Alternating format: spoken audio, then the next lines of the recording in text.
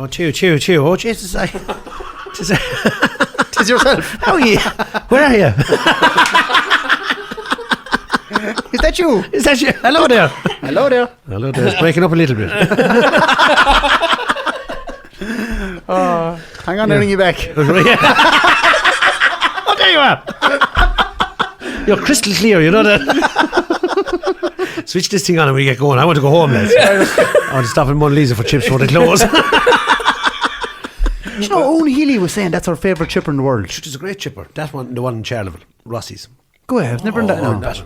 Better burger and chip out of Rossi's around 2 a.m. I'm trying to be fit now. I don't know what you get in Charleville at 2 a.m. No, I'm making noise. Hey, does he still close of a Sunday? Mona Lisa. Sure, geez, as long as I remember, they close. They don't open at night. Do they open at night now? I think they used it at one time. Is it a religious thing that he don't open on Sundays or something? No, I don't know. I never asked him. I'll never ask him for more vinegar. I do this nice intro. So Give him a nice intro now. Nice and lovely. joining us in Two Johnnies HQ is one of Ireland's most successful Cave would be more like it. It's a man cave for the two boys, and I'll tell you can't get it on the wireless, but it smells like it. I was sweaty hurling jerseys everywhere. So smell a dressing room in there. Deep heat everywhere. Oh, Jesus One, Christ. The fella getting strapped in the corner now as well. He started life as one part of The Unbelievables, and since then he's gone on to forge a hugely successful career, not just in comedy but also on stage and screen. Pat Shortt, how are you? Thank you, Tete.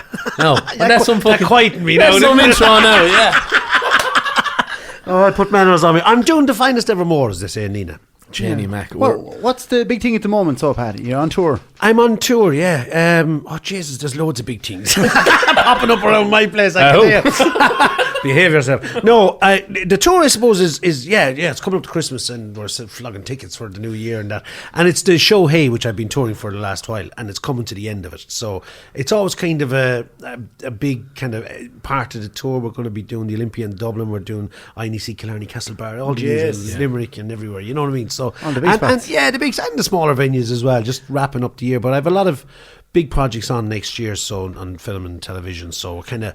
The tour's going to finish and a lot of those are going to kick in, or some of them overlap, you know. You do the acting and stuff as well, and does that give you a different buzz than the live stuff, or do you prefer one over the other? Or they do. They're all different. I mean, the live show is amazing. You know what I mean? It's like, you guys know what it's like. You get up on the stage and there's a whole lot of people there, and they're all shouting and roaring or not. Exactly. Either way, there might be no one there. Either way, it's still edgy. yeah. So it's you can't beat the round of applause and the crack, and just the interaction with an audience is absolutely incredible. When you're doing film and TV, you don't get that. So that's missing. But then there's the other side of film. I find a lot is when I'm touring, I'm on my own. So you tend to then, when you're working in a film, you're collaborating with a whole team of people, and it's a very, very different process, and it's interesting. And then of course you hit the big screen and everything that goes with that, and if a film takes off, it's just, there is an incredible buzz. You end up travelling the world. It's amazing, you know? And the red carpet again. That's it. Champagne is I out. should have one of them at home. I throw it out at night in case I have to go to the toilet. I love the red carpet. But there is that too. Yeah. Which is, I couldn't believe it when I seen you. What was the first serious project? Maybe Garage I saw you. Yeah. Just, I couldn't believe it, Pat. Honest to fucking God. Lads, if you haven't seen Garage. No, it's true. Jeez, it blew me away. Well, like a shotgun now. I was down watching the telly. I was fucking laid out watching it. One shot, bang, bang. Unbelievable performance. I suppose, you know, like, where did you get that? But I mean, Duella. We've got a series over in Duella. Jeez, anyway. At the show. Yeah. That's outside Thurles for them. This sound like Joe Duffy here. For them, outside of Dublin. Outside of Thurles. That's outside of Thurles. A woman on here from Clontarf. Yeah. But it's no. Look. Funny thing about comedians, and you guys probably say you're acting, you're performing. You know what I mean? So it's just a different strand of performance. And look, it was a good performance, but it was a great director, great writing. It was, Lenny Abramson I'd worked with on a couple of commercials before that, so I kind of knew like what his kind of work ethic and rate was, and that what he'd be looking for and all the rest. And we got on really well together. So when it came to working, we worked very, very close together, and he kind of protected me from certain things on set and stuff like that. When so kept me away from things and all that, just to keep the focus of the character and everything else. So it was, I would have to say, it was very intense working on it, but it paid off in the end. And you got it on screen, and it was a fantastic film. Were you going full method actor now? Oh, I was, yeah. Going around at night, not talking to anyone, or Just skulking around the place. I did a talk on Garage out in Jordan, out there in Amman, in the city of Amman in Jordan. Yes. And we're on the rooftop at the National Film Centre there, because it's the heat and everything. It was amazing place. And there was a Q&A afterwards, and there was this Egyptian director, and he asked me, did I find I was like the character? I said, go and fuck yourself. He got that. I told him he was buying the first pint after the Q&A. Yeah, I thought it was a strange question to ask. Because like the character was mentally challenged. Let's say, putting it right. If you've seen it, you'll understand. Yeah. So to say that there was some of the character in me. No, absolutely not. But like, if we can take you back, Pat, how did it all come about? Like, did you, when you were young lad, did you say, I want to be a comedian, or I want, No, not one bit. I was a musician. I still am a musician. I play saxophone, and I was doing saxophone. I was playing the band in Thurles. This is the brass band. No, I had put my time down with the brass band. I'd marched the Linton Bridge of the country, but I tossed away that hat. No, I was playing with a blues band in Thurles, actually. We were just talking about Declan Sullivan earlier on. Declan's cousin was playing in it. His brother was playing in the band. So anyway, we were Declan Senior, that is. For those outside of Thurles. That's the older one. You were playing the band. So I was playing the band, yeah, sorry. Go back to that. And my brother Tom is a photographer and an artist and an art teacher in Limerick, and had become very friendly with John Kenny through Theatre Omnibus in Limerick, and through Bear Dowd, actually. Bear was one of the members of Theatre Omnibus. He'd been to college with Tom. Bear was from up top of Cakeman Street. He did minor medal for Tipperary. Actually, he did actually. So Bear is an amazing actor and artist, and John had been with him. So Tom had done the photography for him, and then John came up to Thurles one night to stay with Tom, and we ended up. I was doing a gig that night in Dwyer's, I think it was on Friar Street, and John came into the gig and we had a massive session. And then when I went to our college in Limerick, and John was doing a residency on Wednesday night in Costello's in Limerick, upstairs there was a small bar club kind of there. So I used to. Was he doing stand-up comedy? He was doing kind of stand-up comedy. Yeah, John had been touring he was a musician. He'd gone away from the theatre and he was doing stand-up comedy, and he'd been doing the live mic on RT, so he had quite a reputation. Okay, he was doing a lot of comedy stuff. So I ended up playing music with John, but then it turned into a sketch, and it went like I got up to play Summertime, and then suddenly you're running around your jocks, and we're all pretending we had to see him. It went into madness, like, altogether. And so then at the end of the year, like that Christmas, John was touring, so I was to go off on the road with him in the van, and we'd be gigging, and he'd be gigging, and I'd be helping out. And then he's a sound engineer at the time. Left, and that's another story. Mad whore. Howard Jones came to Ireland, and he was a Howard Jones fanatic, so he hopped out of the van one day and followed Howard Jones around the country. Jesus Christ. That's some loyalty. Oh, it was hilarious. So I'd been working with John. I'd known the gig and everything. So John said, look, you know what's going on. You sit behind the desk. So I learned the sound desk. I worked with John for about 4 years as a sound engineer, getting up, playing the odd tune and doing lights. Yeah. So I learned all about that. And then we started writing sketches and doing stuff, and it got more and more. I was coming up on stage, and I got to the stage and said, look, Jesus, let's put a show together, just the two of us, and get a sound engineer in to cover what I was doing. So that's what we did, and that's how I ended up getting into comedy. There was no set plan or otherwise, or any intention of doing that, and in comedy, it just kind of happened, but started musically in that kind of way, in gigging, And then you changed the name to Dunbelievables. Well, what happened there was we'd done two characters called Dunbelievers. They were a wedding band in the show called One Hell of a Do. Yeah. Okay. And they were the two boys that did the back kick and all the music. Yes, John yeah. played the accordion, I played off the saxophone. And they were just, that show One Hell of a Do was about a wedding, and the aunt was at the wedding and all the different characters. And these were the two band members, and they did like nearly the second half of the show. And they were just became huge, those characters. People loved them. And they started calling us Dunbelievers, not John Kenny and Pat Shortt. And we got to the stage where we thought, look, nobody knows who John Kenny and Pat Shortt are, but everyone knows Dunbelievers, so we just call ourselves Dunbelievers. And that's kind of how it stuck to us. It was those two characters. And when we left those characters behind, we kept calling ourselves Dunbelievers. And that's how it happened. So there was a move, kind of, did you start doing music in pubs, and then as it became more sketchy, you kind of moved into theatres and well, hotels? what happened was we wanted to do more characters and sketches. And with that, like, John comes from a theatrical background, so we were kind of using theatre techniques and stuff like that, and performance stuff. And we wanted to do certain types of stuff with sets and things like that. So you couldn't do it in pubs. So suddenly there was all these little venues popping up around the country, which were perfect for us. And we started getting into them, but we couldn't get into Dublin. We couldn't. Nobody would give us a space in Dublin. It was two country lads. Go ahead. Yeah.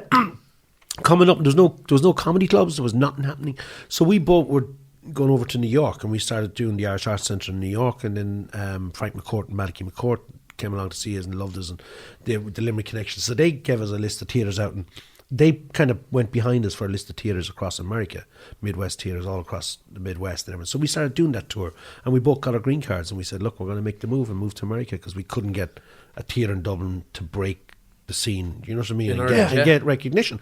And while we were doing the Arts Centre in New York, it's a small venue, it's a beautiful venue, they were very, very good to us. We then got a bigger theatre up near Broadway to move up to that, and you do a residency there until you were shite. The crowd stopped coming, they wouldn't be long chucking you out and bringing somebody else in. That was kind of the way the whole New York scene works. You move up along the theatres, and we were starting to move up along, and then we got this opportunity to do Andrews Lane in Dublin and the Late Late Show. And that, as they say, was the rest is history. Jeez, you nearly moved to America. Oh God, yeah. We'd green cards and everything. The wives had green cards got, and we'd all got everything. And we said, "Look, Green cards, mass cards, going away. Wait the fuck! What I thought gas about Dublin. I had heard Dublin people calling you the Dunbelievables. Yeah. Didn't get it at all. Dunbelievable, yeah. The debt was in the D apostrophe. Geez. Well, yeah, but we had great audiences in Dublin. Like, I mean, the thing about Dublin is you're only a one step away from the country, you know. Yeah. People go down the country in their holidays, they've got relations in the country, you know. So they actually nearly kind of get into what you're doing in a funny kind of way more than you would. Maybe you're a bit too close to it down the country in some ways. You know? Fucking everywhere. Yeah. Can't get away. But like with Dunbelievable and stuff, like videos, like were so big at the time. Yeah. Remember, like we obviously grew up on year stuff. Like we loved you. Like, I mean, it was the viral of its time. Yeah. You know what I mean? Thing, like nowadays, people go up on YouTube and stuff like that. Back in those days, it was to make a video, and everybody was kind of making videos as well. It wasn't cheap, but it wasn't too expensive either. You could do a live video, and then as the videos, we were very successful with the videos. I have to say, it was from touring as well around the country. We had built up audiences all over the country. Gay Byrne was great to us. There was loads of things that happened like that, and then we were able to make videos. We decided to do one every 2 years. We wouldn't do one every year because just didn't want to get it glutton too much. And then the last one, I think we were probably getting more into film and stuff. So the last one was the Mammy, which we made like a movie. You know, so that was kind of more like scenes and characters and stuff. Whereas the other previous to that was all live shows. You know.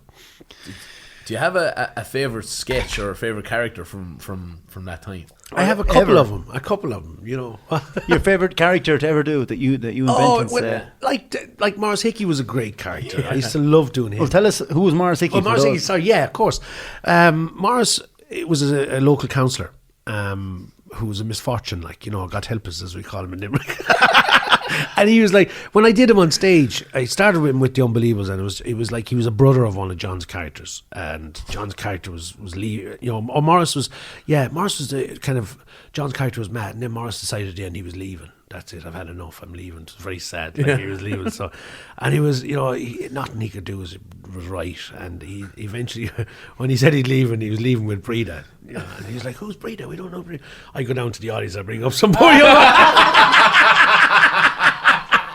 And then it was just a terrible thing. He'd say, I go with Rita, and Rita, could you give me a minute with your brother? Just take the suitcases outside. I'd have 2 suitcases with me, and I'd have them loaded with concrete blocks. And Rita trying to she'd have to carry him down to the ground. And then it'd just be very funny. But he was just a great character. It was great fun in him because he was simple out, poor old devil, like, you know what I mean? And I just did him then in my own show afterwards. He'd always have, he'd have opinions about things, and, like, maybe the president, she's up there. At the time, Mary McAleese or Mary Robinson was up there, and she, there's a housing crisis, and she's above there, and she's getting her whole board up there.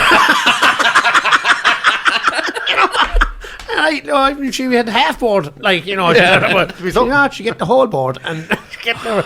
So he'd always have these things he'd be coming out of that he's just like the poor old devil. But he was great fun. And then I suppose the guy in the sweet shop in the video, two of them, and how much one of them. Jeez, that's iconic, like. It's funny. I was out doing a show in Australia and this big theatre in Sydney, and the foyer was a Sydney or Perth, I can't remember. Small little foyer, this huge theatre, and the promoters came backstage to me. I was like, "Jeez, you want to go up to the front there?" There was a merchandise shop up there, with all Pat Shortt hats and t-shirts and everything. And there's about 300 people standing around, and an Australian girl there. She'd not a fucking clue. And the guys are going, "If I had one of them and 2 of them."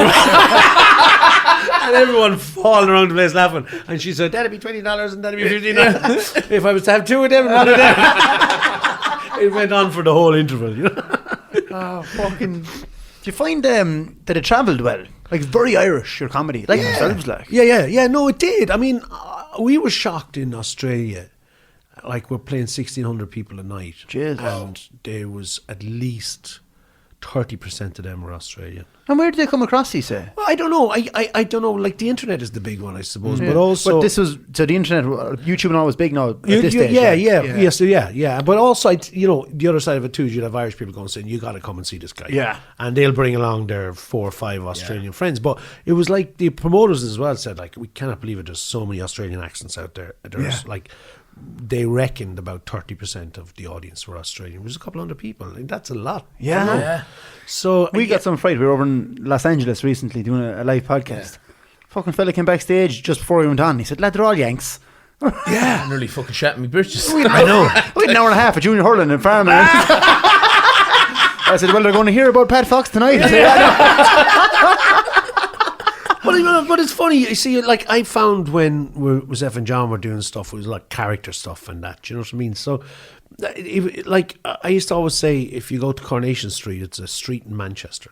Yeah. They're all English, and yet we sit in Ireland and watch it and completely get it. Why? It's because it's about the relationships and the power struggles and all that kind of stuff. Same fellow go outside and curse the English then, right? Well, exactly. That's put him on the box. Stupid part of it. But it's true. I mean, the reason why it's the longest running soap and everything is because it's about people, and where they're from isn't that important. You know what I mean? And I say, like, when the Unbelievers are touring doing stuff, and I even stuff myself, it's about a character. And yes, it's mentions where, certain Irish isms about it and all the rest. But when I was doing America, was it last year, the year before, we did the tour over there with Selfie, that show, and I did Boston, and there was nights there, we did 5 or 6 nights in Boston. There was one night there, it was nearly all Americans, and it was, it was great. It was a buzz. There was only one cranky one. Talk slow. I say, catch up. Do you know what I mean? Do you know? So you don't bother changing the show to suit the... No, I don't, because it's not like, I used to always have this thing, if a Russian audience go to see Riverdance, they don't want to see a lot of Cossacks out on the floor, like, you know what I mean? They're going to see an Irish show. So if someone comes to see me in Boston, they're coming to an Irish show.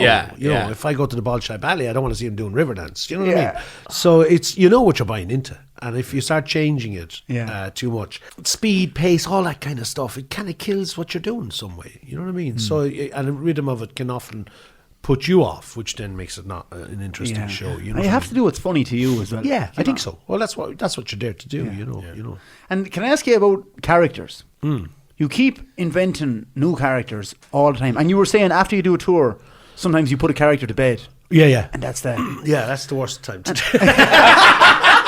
Fuck you, I was I put a match to it. And where do you start with a new character? Well, I think you just look at a scenario. So, for example, I'm doing a podcast. I was talking to you guys about it, and it's my first venture into podcast, and I'm doing all the characters, doing like a sketch show. So I'm creating new characters for that, which I hopefully bring onto the stage. So I wanted to start doing my podcast is going to be like a radio show. So you take Pat Kenny, for example. He'll announce at the start of his show the contributors he'll have for the rest of the show. And you can tune in. We'll have the medical section. We're going to have someone in from gardening. We're going to have someone to talk about your pets, whatever. So, and then I'm going to play all those characters coming in. So this doctor character, I have Dr. Fintan O'Brien from Kerry North A&E department. He thinks that people should be doing more procedures on themselves. And they shouldn't be going to the doctor, wasting up time and that. And, you know, his novel ways of numbing up before you start doing an incision. He'd bait himself with a hurley. Because if you ever got a slap of a hurley, you wouldn't feel that for about 5 minutes. That's all you need for 40 minutes. So you make a small incision, then he'd have a nappy strapped to his legs, pick up the blood that'd be dripping off. All these things you can do at home. I tried that at the dentist. So then you have a character, and then you go, you know, so suddenly I've got like a whole rake of new characters in this podcast, which I think then I'm starting to already think about how to bring them to a stage. Yeah. And show an operation. I'm going to do a live operation on stage on myself. They won't fucking want to miss that. Do you know, and the more mad you can make it, the better, you know. You know, I have a fella away in a home, in a nursing home, and he doesn't know who he is at all. I have a fella, there's a mindfulness section which is all about well-being and mindfulness and everything. Every time we go to visit him, he slips. He never comes out to talk to us. He's always inside. The Pat Shortt mindfulness section of the podcast. There's a sentence I never thought I'd fucking say enough. With Willie Malumbi. Hey, Pat, I'd say Brezzy's quaking in his boots now. There might be, after listening to it, there might be a lot of fellas going to Brizzy. Pat Shortt's guided meditation. You know? You don't need a Buddha. You need a buddy. But so that's kind of how the thing. You start with an idea about something, and it blows into something else. You know, I started the selfie show with an idea of an undertaker, and we ended up having a funeral at the show. And how did you call it? Call it selfie then? Well, that's what happened. I was in New York, and I was writing the show. I was working on Broadway at the time with the Martin McDonagh play, and I was writing during the day. And they rang me from the office in Limerick and said, look, the press are looking for the show's going live in about 3 months' time when you get back. They're looking for the title of the show and press release. What's the show called? And I went, oh Jesus! Looking at my phone, selfie. It's just take a selfie. They said, "Fuck, that's a good title." Yeah. So that was it. Called the show "Selfie," and nothing to do with fucking selfie and nothing. And then my first interview was like, "What?" So the title "Selfie" is it an introspective look at yourself, or is it? No, and I had to bullshit about some photography until it took me about a year before I could actually be honest about it. So it had nothing to do with it. So this year, this show's Hey, and it's a friend of mine. It's nothing to do with. Were you looking out at a field? No, no. There's a very good friend of mine from Cashel, and he rings me, and when he rings me, he goes, "Hey, Shorty, what are you doing?" And I just thought, hey, it's a great title, you know, and it means not only hello, you know. But they do, like. And people say to me now, so you're bringing hay around the country. As if I have a trailer load of it in the back of the car. Big fucking John Deere. But like they do, they come from the weirdest places. Like we called our first tour Get Loose. Yeah. And it came from, we had a junior football manager who never said anything. And then one night he just said like... The night before we were in the South final. Yeah. And the manager gave a big speech and he just turned to this lad and said, do you want to say anything? Just when it comes to the kick outs, lad, you have to get loose. and we were in the circle and I was looking around going, did anyone else fucking hear that? Am I the only one who thought that was hilarious? Like, and I could see Johnny sniggering and your man was like, don't be on the bunch, you have to get loose. Get loose. And that was the show. That's brilliant. Get loose. How did you find it from doing stand-up on your own, you know, you were in a duo and then go on your own? I found it tough, I have to say, initially, because it's funny, like when I did the show on my own first, people going, oh, what's strange? So you did a lot of monologues and pieces on your own. Yeah, you did a lot of full sketches on your own. Yeah, but I hadn't how would you say, I hadn't kind of pulled off a show on my own, top to finish and everything. And I always think with double acts, there can be a dynamic of a straight guy funny guy, whatever, and then you try and do all that on your own, if you know what I mean. You know what I mean? And you can't talk to yourself. Well, you can, I suppose. That's a whole different show altogether. Bipolar. Yeah. Maybe that's what I call the new show. BOA. Yeah. A young fella going to meet Santa. Bipolar. But you know what I mean? You all that goes through your head, and in actual fact, just get out and do it. Yeah. You know what I mean? And it did. It took a long time for me to get my head around doing it. Now I wouldn't do it in any other way. You know what I mean? Because I'm so used to it now. Yeah. I'm 18 years, I think, nearly now, working on my own. Wow. And I was 16 years with Unbelievables. So, you know what I mean? So I'm actually working on my own longer than I was as part of a double act. Yeah. So I'd find it now almost hard to go back to a double act, you know. But then, who knows? There's a couple of ideas I have as well for stuff, you know. Would you recommend going out on your own? You know? Johnny, I'll talk to you about it later. Johnny in shorts, very And people say when we started off, obviously would ask us about Unbelievables. Did anyone ever ask you, or when was the first time you heard of the two Johnnies? Oh, God. My son is a big fan of yours. Go ahead. Louis, yeah. That must sicken you. He's a bigger fan than me. I give him the €20. The day you start giving him the money, I'll be calling around to you. I will go into that. That's Father Ryan used to say a bit of harmless out of fun as well. Fucking hell. So the son is a big fan. But anyway,